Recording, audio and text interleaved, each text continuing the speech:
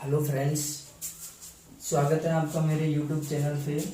आज हम सीखेंगे विद्युत के बारे में कि विद्युत का नाम विद्युत किसने दिया और इसकी खोज किसने की।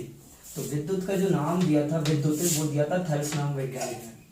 थेल्स नामक वैज्ञानिक ने क्या किया था, कैरवा को रेशम से इस प्रकार से रगड़ने के पश्चात उसने कागज के छोटे छोटे टुकड़ों को उससे आकर्षित किया।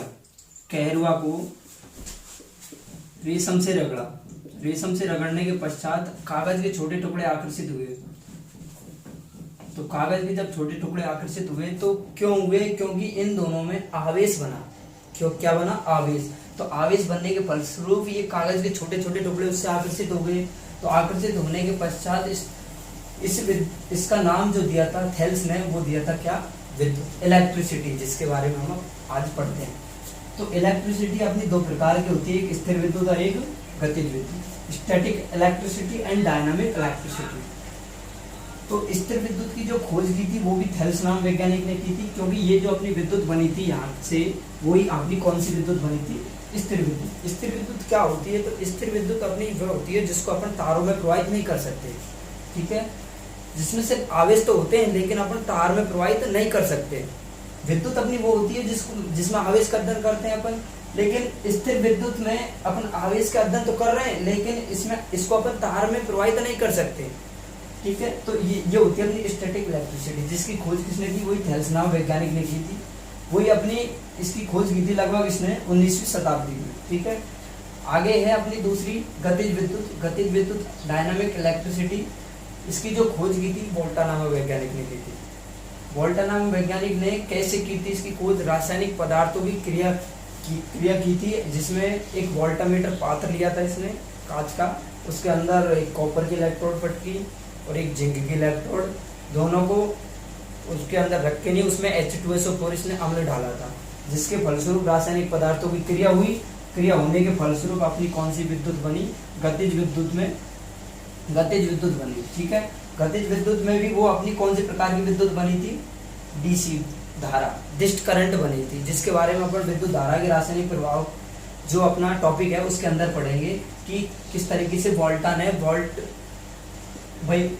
वोल्टिक सेल का निर्माण करके ही डिस्ट धारा का आविष्कार किया।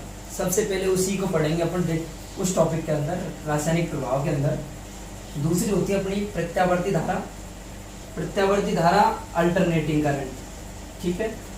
तो गतिज विद्युत तो अपनी ये होती है जिसको अपन तारों में प्रवाहित कर सकते हैं। जो वोल्टा ने जिसका आविष्कार किया था उसको अपन तारों में प्रवाहित कर सकते हैं। तो गतिज विद्युत हो गई जिसको अपन तारों में प्रवाहित कर सकते हैं। गतिज विद्युत के दो प्रकार हो गए, प्रत्यावर्ती धारा और डिस्ट धारा।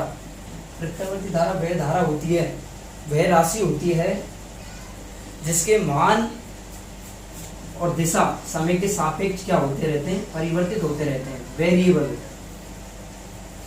समय के साथ साथ ये टाइम ले लिया मैंने, और समय के साथ साथ में क्या हो रहे हैं? परिवर्तित हो रहे हैं। ये अपनी कौन सी धारा होती है? प्रत्यावर्ती धारा होती है, ठीक है। और दूसरी होती है डिस्ट धारा, जिस धारा के मान और दिशा परिवर्तित नहीं होते, अर्थात कांस्टेंट सीधे की सीधी चलती है ये, ठीक है। जिस धारा के मान दिशा परिवर्तित नहीं होते वो कौन सी धारा होती है? अपनी डिस्ट धारा होती है, ठीक है। तो डिस्ट धारा का आविष्कार अपना वही वोल्टा ने किया था, रासायनिक पदार्थों की क्रिया के फलस्वरूप। प्रत्यावर्ती धारा का आविष्कार किया था अपने माइकल फेराडे ने। कैसे किया था? तो इसने चुंबकीय प्रेरण होता है, चुंबकीय प्रेरण के आधार पर डीसी जनरेटरों का या ट्रांसफॉर्मरों का, जिसका आजकल चलता है, तो उनके आधार पे, प्रेरण के आधार पे इसने आविष्कार किया था डीसी जनरेटर मोटरों का। तो जिसके फलस्वरूप इसने प्रत्यावर्ती धारा का आविष्कार किया। तो ये होती है अपनी एसी धारा और ये डिस्ट धारा। ये अपना डीसी धारा और एसी धारा के बारे में गहराई से अपन नेक्स्ट टॉपिक में पढ़ेंगे। ये होती क्या है, किस तरीके से होती है, किस तरीके से इनका फ्लो होता है सर्किट में, कहाँ इसका यूज होता है, कहाँ इसका यूज होता है। तो इनके बारे में अपन अगले टॉपिक में, नेक्स्ट टॉपिक में पढ़ेंगे। तो आज का ये वीडियो अपना यही फिनिश होता है, ठीक है।